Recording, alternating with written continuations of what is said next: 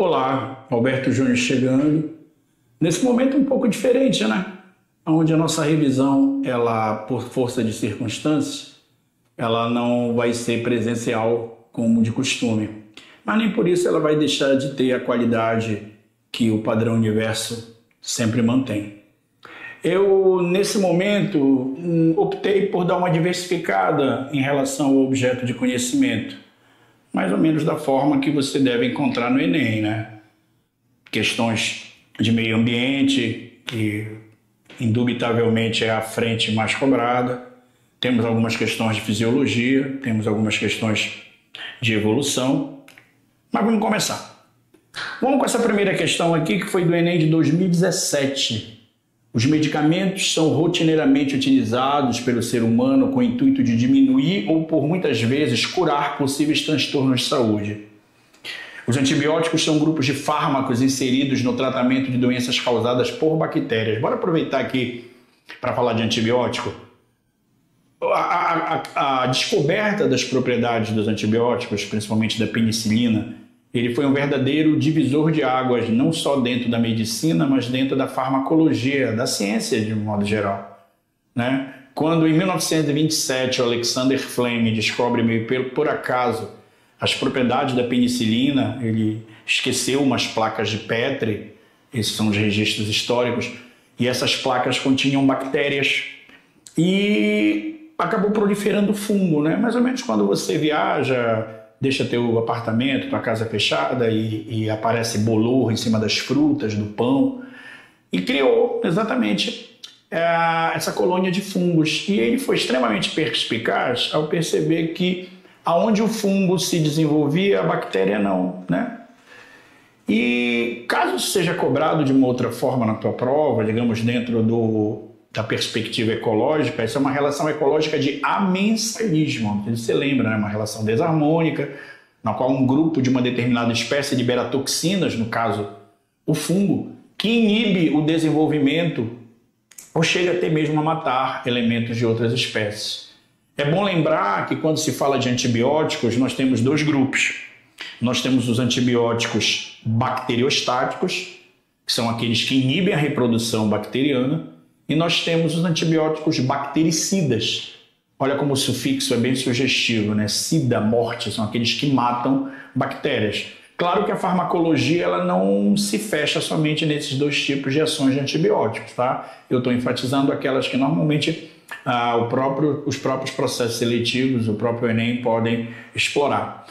Então ele coloca aqui que na terapêutica é sempre bom diferenciar a terapia de profilaxia. A terapia é tratamento, a dica que eu te dou, T de terapia, T de tratamento. Profilaxia é prevenção, né? Então, quando você usa um medicamento, explicitamente você está desenvolvendo um processo terapêutico, né? Agora, quando você vacina, aí você já está desenvolvendo um processo profilático. Haja vista que vacina não foi feita para tratar nenhuma doença, e sim preveni-la, né? Então, na terapêutica das doenças mencionadas, alguns desses fármacos, eles atuam. Dentre as alternativas que nós temos, né, ativar o sistema imunológico do hospedeiro? Claro que não, né? Não é isso. Isso não é uma função de um medicamento, muito menos de um antibiótico. Poderia ser uma função de uma vacina, né? Não é o caso da questão. Interferir na cascata bioquímica de inflamação? Claro que não, né? Remover as toxinas sintetizadas pelas bactérias? Ainda não chegou nesse nível, né? Combater as células hospedeiras de bactérias? Não. Ou seja, a alternativa correta aí, letra E, danifica estruturas específicas da célula bacteriana. Ok? Vamos para a segunda questão.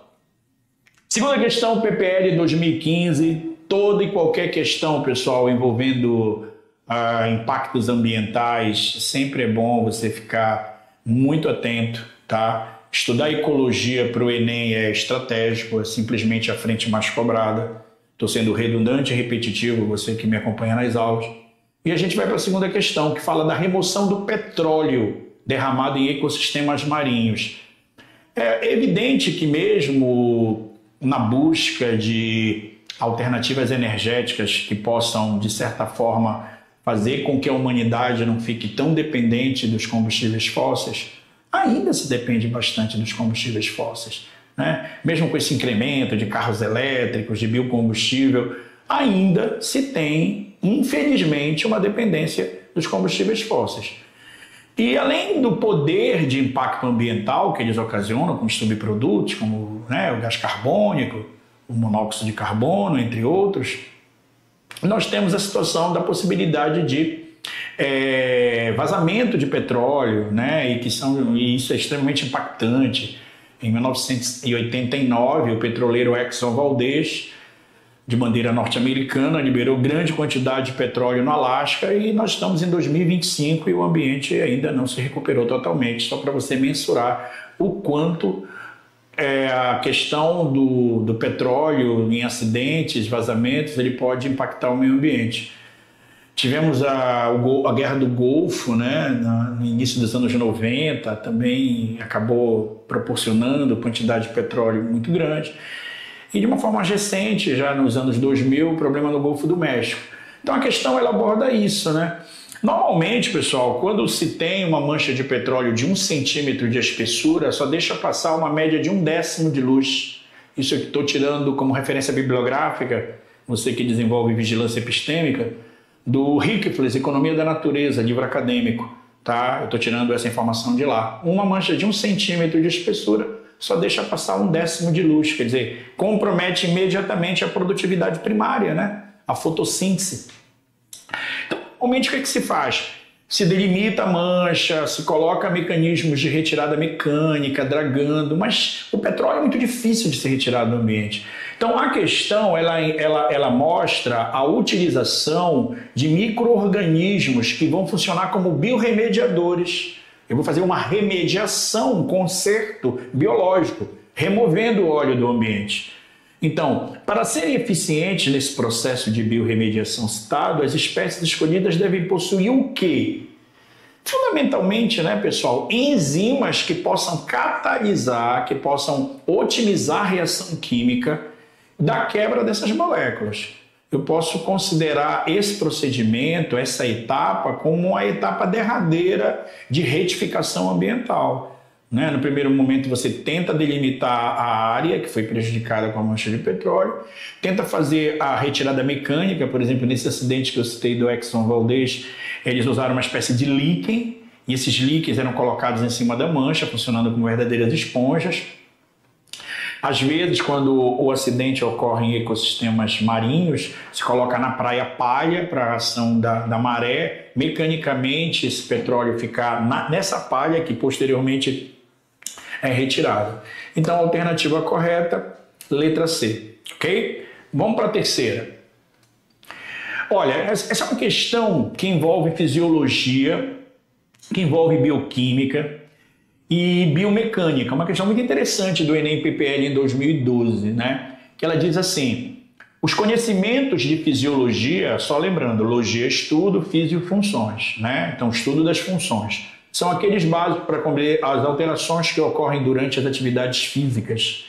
No caso, a frequência cardíaca, queima de calorias, perda de água e sais minerais, e aquelas que ocorrem ao longo prazo, melhora da condição cardiorrespiratória, aumento da massa muscular. É só você lembrar, você que às vezes tira um tempinho para fazer suas atividades físicas, e provavelmente você deve fazer num lugar sério, onde as pessoas trabalham cientificamente, você não vai fazer os exercícios de forma aleatória, Você recebe uma orientação que vai atender às suas expectativas. Se você quer ganhar massa muscular, se você quer perder massa, no caso perder peso. Então, o próprio fisiologista, ele dá um direcionamento se os exercícios serão aeróbicos, se eles serão anaeróbicos, Então, nós estamos aqui na questão de número 3, Eu acabei não passando aqui.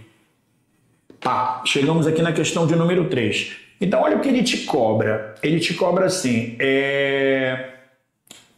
em um exercício físico, são exemplos de abordagem fisiológica, bioquímica e biomecânica, respectivamente. Então, eu tenho que buscar um aspecto fisiológico, bioquímico e biomecânico.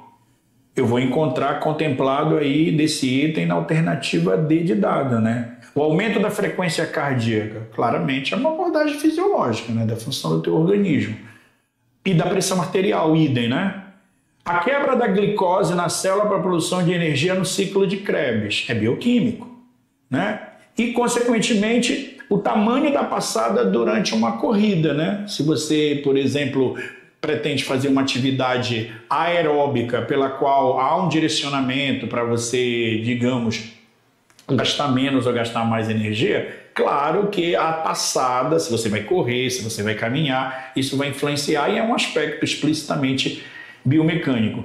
Então nós encontramos a alternativa D de dado que contempla exatamente essa sequência respectiva que o elaborador cobrou, ok? Vamos para a questão de número 4. Olha, essa caiu no Enem de 2016. Apesar da grande diversidade biológica, a hipótese de que a vida na Terra tenha tido uma única origem comum é aceita pela comunidade científica. Uma evidência que apoia essa hipótese é a observação de processos biológicos comuns a todos os seres vivos atualmente existentes. Então, olha só, que essa questão não é uma questão difícil, né? Uma questão que tu usas o teu conhecimento de biologia relacionado ao raciocínio lógico, né? Um exemplo de tal processo, bora ver. Comuns a todos os seres vivos. Desenvolvimento embrionário, pelo amor de Deus, né? Nem todos os seres vivos têm desenvolvimento embrionário, tá? Reprodução sexuada? Claro que não, né? Na realidade, existe o mecanismo sexuado e assexuado. Respiração aeróbica, eu posso determinar que é uma característica de todos os seres vivos? Claro que não, nós temos bactérias anaeróbicas, por exemplo. Excreção urinária, pelo amor de Deus, né? Isso aí já é uma prerrogativa de seres vivos, de animais, dentro de um grau de evolução. Agora, síntese proteica. Até mesmo se você questionar, se eu pegar os integrantes dos 3 domínios, lembra lá dos 3 domínios propostos por Woolsey? O domínio bactéria, o domínio árquea e o domínio eucária. Todos desenvolvem síntese proteica, né? Se eu pegar, então, a classificação de Whittaker, que é aquela classificação dos seres vivos em 5 reinos, Monera, Protoctista, Fungi, Metáfita e Metazoa, todos desenvolvem síntese proteica. Então, evidentemente que essa questão de número 4 contempla a alternativa correta desse item, letra E, síntese proteica, ok? Vamos para a questão 5. A questão 5 diz assim, essa foi da FUVEST, essa aí fez seleção para a USP, né? Qual a diferença no desenvolvimento embrionário entre animais de ovos oligolestos, você que procura estudar a biologia de forma interpretativa, oligo pouco, né? Oligolestos tem a ver com a quantidade de vitelo. Roberto, eu não lembro de vitelo. Vitelo é substância nutritiva para o embrião. Então ele pergunta assim, qual a diferença no desenvolvimento embrionário entre os animais com ovos oligolestos e os animais com ovos telolestos, telo de término? Ou seja, no embrião, essa substância, esse vitelo no telolesto, ele vai ficar centralizado nas extremidades. Então, evidentemente que é o tipo de segmentação do ovo, né? É o tipo de segmentação do ovo que está fazendo com que eu utilize esse critério. Centrolestos, megalestos, telolestos, oligolestos, entre outros. Ok? Vamos para a questão 6. Essa questão é bacana, da FGV 2010, né? Ao analisar tumores de vários tipos de tecidos diferentes, só aproveitando que a gente está falando desse assunto, pessoal, nas últimas 6 edições de Enem, primeira aplicação, nós tivemos pelo menos 3 cobranças sobre o câncer. Então, né, pegando esse histórico recente, é sempre muito estratégico ficar atento aos processos relacionados à oncologia, que é o estudo do câncer. Em linhas gerais, o que é o câncer? O câncer é uma perda do controle mitótico, né? Alberto, origem do câncer, plurima. Eu posso ter câncer de origem de natureza hereditária, eu posso ter câncer de natureza epigenética, além da genética, né? Eu posso ter câncer com fatores extrínsecos ambientais explícitos, como radiação ionizante sem controle, que assim como a radiação ela pode controlar a mitose, uma pessoa exposta à radiação sem critérios pode levar a uma desorganização mitótica, né? Por exemplo, o HPV, o humano papiloma vírus, é o principal causador do câncer de colo uterino, levando a verrugas no colo do útero e que também está relacionado, né, a um fator que desencadeia. Então, quando a gente fala tumor, o que é um tumor? É uma estrutura orgânica oriunda de uma perda do controle mitótico, né? Então, falar assim, que tem um pesquisador, né, de Harvard que acabou catalogando padrões surpreendentes, embora familiares, de atividades dos genes em células cancerosas. São as mesmas instruções genéticas programadas que estão ativas durante vários estágios do desenvolvimento embrionário fetal. Presta atenção. É natural, durante o período embrionário, que você tenha uma mitose mais acelerada, porque o embrião tem essa necessidade, né? Agora, à medida que vai passando para o estágio fetal e depois passam pelas etapas de vida, recém-nascido, infância, o que normalmente ocorre? Ocorre uma diminuição dessa velocidade mitótica. Agora, em algumas pessoas, por algum motivo, o que pode acontecer? Pode ocorrer um descontrole mitótico. E é isso que a questão aborda.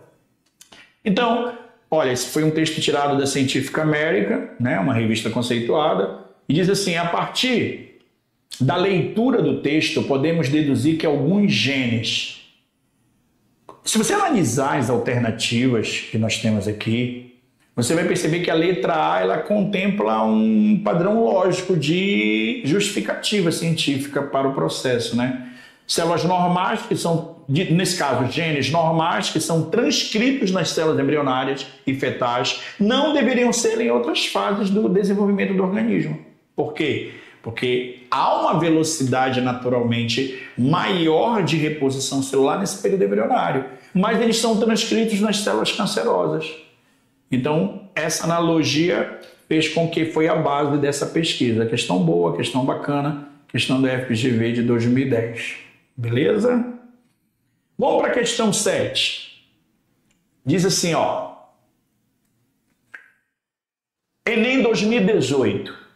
Para serem absorvidos, só um detalhezinho, você que está me acompanhando, eu estou olhando muito para a esquerda, pessoal, porque eu enxergo melhor no meu notebook, tá? Enquanto que a letra aqui ela é muito pequena, tá? E lembra que eu vou ter que fazer aquela cirurgia dos olhos, né? E eu estou com um pouquinho de dificuldade. Então, se você está me olhando, eu estou olhando um pouco para a esquerda, porque eu estou fazendo a leitura da questão no meu notebook, tá bom?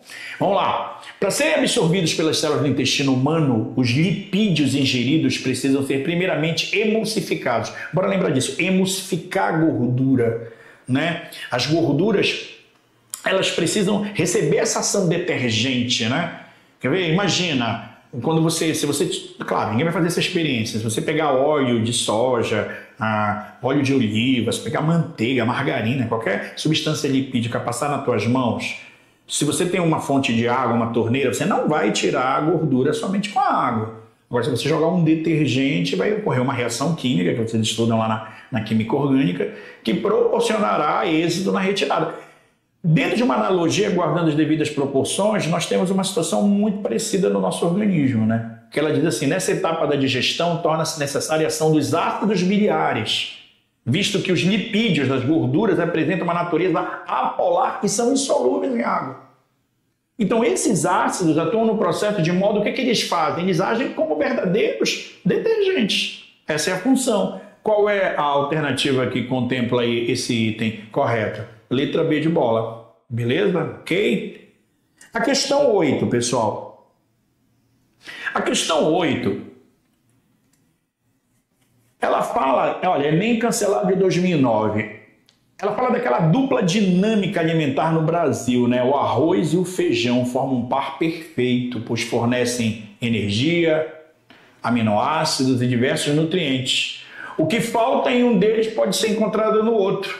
Por exemplo, o arroz é pobre em aminoácidos, lisina, que é encontrado em abundância no feijão. E o aminoácido metionina é abundante no arroz e pouco encontrado no feijão. Quer dizer, há uma compensação, né?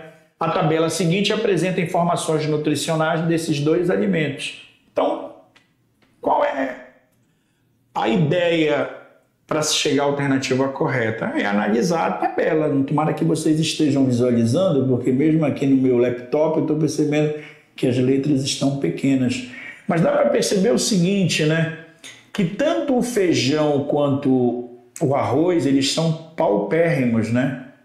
Em colesterol. Então isso já te dá um direcionamento da alternativa, né? Então a alternativa correta é a letra D. A combinação de arroz com feijão contém energia e nutrientes, né? Lembra que eles se completam, porém ela é pobre em colesterol. Só aproveitando que nós estamos falando de colesterol, essa é a última questão desse bloco que eu estou corrigindo com vocês. Quando nós falamos em colesterol, o colesterol sempre é um estorvo, sempre ele é algo negativo? Não, né, pessoal? Depende do colesterol. Bora aproveitar para fazer essa revisão? O HDL, o high, o colesterol denso, aquele que é endógeno, que o próprio organismo produz, esse é um bom colesterol. Esse é um colesterol que num exame de sangue ele está dentro da média, um pouquinho mais alto, isso não é problemático. O problema é quando ele está muito aquém da média normal. Agora tem o colesterol ruim, né? O colesterol ruim é o LDL, é o low, é o leve. É aquele pouco denso, aquele que tende a se acumular nas paredes dos vasos, né? Levando ao entupimento. Esse é o colesterol ruim, aquele colesterol do que tem no torresmo, né? Aquele colesterol que tem quando o cara come a picanha e gosta daquela gordura em quantidade elevada. E ainda tem o colesterol muito ruim, que é o very low, é muito leve, né? E esse colesterol é um colesterol terrível, né? Então nós temos esses três tipos de colesterol, beleza? Daqui a pouco a gente volta com a segunda aula. Um abraço em todos. É por isso que eu estou olhando muito aqui para a esquerda, porque eu estou com dificuldade.